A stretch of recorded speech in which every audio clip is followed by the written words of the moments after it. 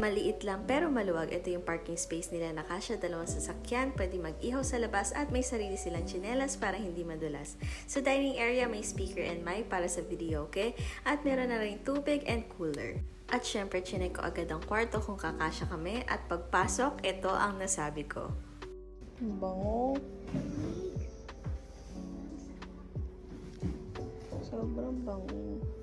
Legit ang bango ng lugar nila, para ka talaga nasa hotel. Ito ang kanilang washroom with hand soap and yung kanilang comfort room with heater, bidet, tissue papers, and body wash.